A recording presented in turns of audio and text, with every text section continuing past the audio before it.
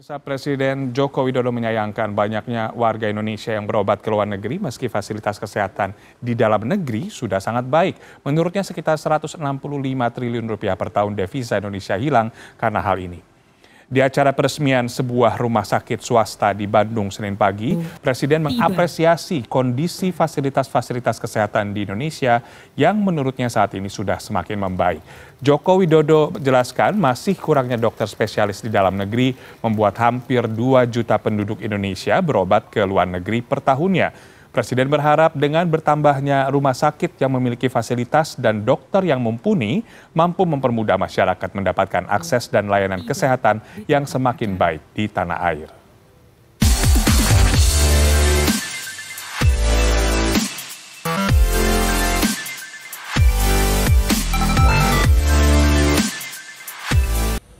Oke guys, ketemu kembali. Hari ini saya akan bahas mengenai fenomena banyaknya orang Indonesia berobat ke luar negeri. Ya, saya mencoba mencari data dari beberapa lembaga yang memang menurut saya sangat dipercaya. Ya, jadi fenomena banyak nih. Saya bacakan saja supaya terang ya masalahnya dan saya tidak mengada-ngada memang ya.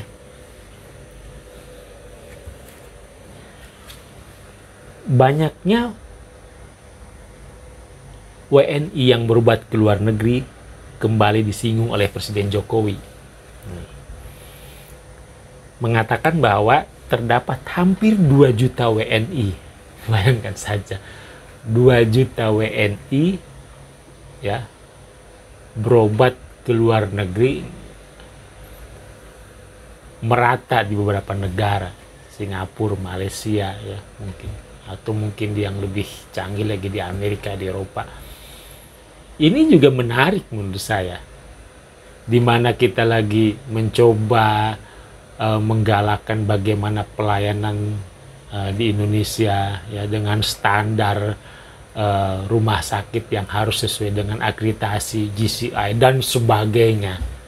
Yang satu rumah sakit bisa punya standar 5 atau 6. Saya kira ini menjadi PR ya. Tetapi anehnya, kenapa kita sudah berupaya memenuhi standar ya akreditasi dan lain sebagainya masih banyak. Ini luar biasa data yang saya baca mengenai hampir 2 juta yang WNI yang lebih memilih berobat ke rumah sakit luar negeri ketimbang di Indonesia. Ada apa? Saya nggak tahu. Nah, kemudian hal itu berakibat langsung pada potensi devisa sebesar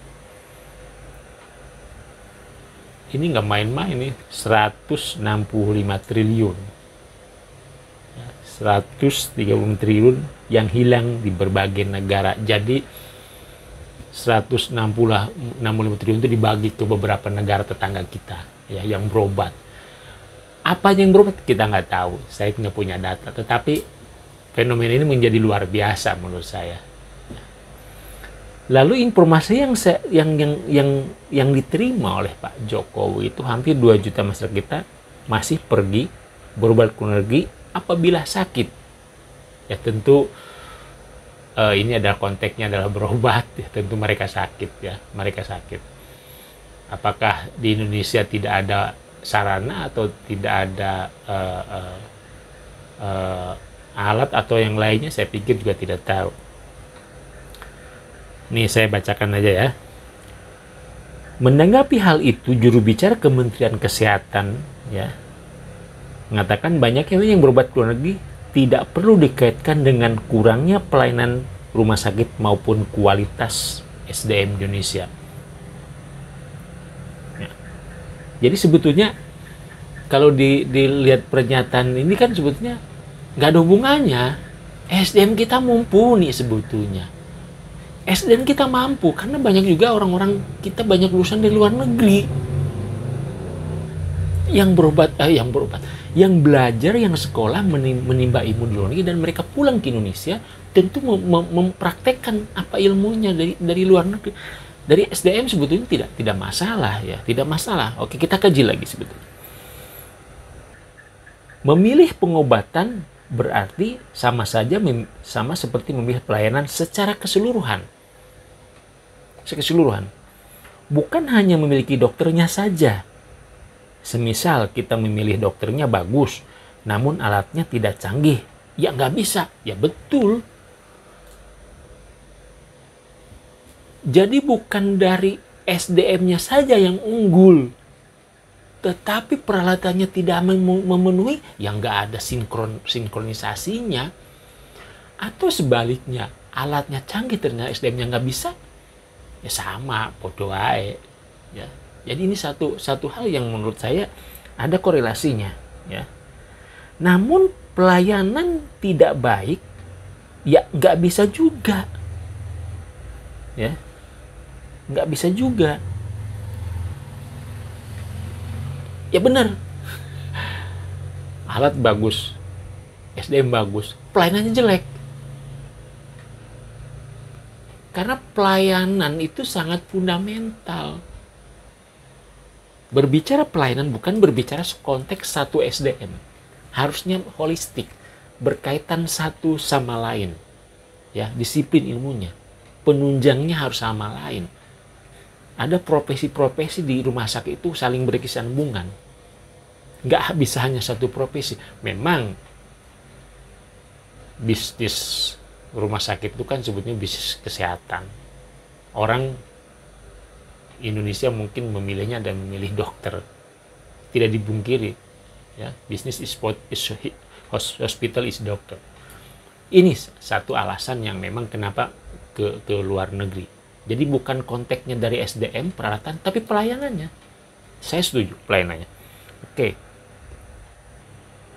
Misalnya nih, setelah dipanggil oleh pihak rumah sakit, bagaimana perawat memperlakukan seorang pasien. Ya, ketika sudah bertemu dengan dokter, maka dapat dikaji bagaimana dokter memberikan sambutan dan pelayanan yang bagus. Nah, ini kan disebutkan profesi perawat, bagaimana memberikan pelayanan, lalu kepada dokter. Yang tadi saya sudah bahas. Jadi, pelayanan satu keseluruhan itu sangat mempengaruhi citra baik buruknya terhadap pasien. Kesan yang diberikan oleh pihak rumah sakit bukan saja hebatnya seorang dokter, hebatnya seorang alat canggih, tapi bagaimana kualitas pelayanan secara menyeluruh. Ya. Ketika pasien datang disambut, ketika pasien datang ditanyakan, ketika pasien datang tidak pelengak-pelongok, ketika pasien datang tidak nanya sini-sini. Konsep sederhana menurut saya, tapi itulah yang terjadi. Dan ini mestinya harusnya selalu digaung-gaungkan oleh kita ya. Lagi-lagi kita berbicara soal konsep pelayanan. Pelayanan secara menyeluruh. Ya. Ini, jadi luar biasa menurut saya 2 juta pasien berobat ke luar negeri yang memang devisanya negara hilang itu 165 triliun. Nggak main-main itu, saya kira 160 triliun itu luar biasa buat pembangunan kita ya, APBN kita. Satu Pemda ini cukup menurut saya. Masalah lebih. Ini luar biasa menurut saya. 160 triliun bisa bangun berapa rumah sakit, bisa beli alat canggih berapa unit, dan bisa menyekolahkan orang-orang profesional di luar negeri gratis. Nah, ini teman-teman. Jadi sekali lagi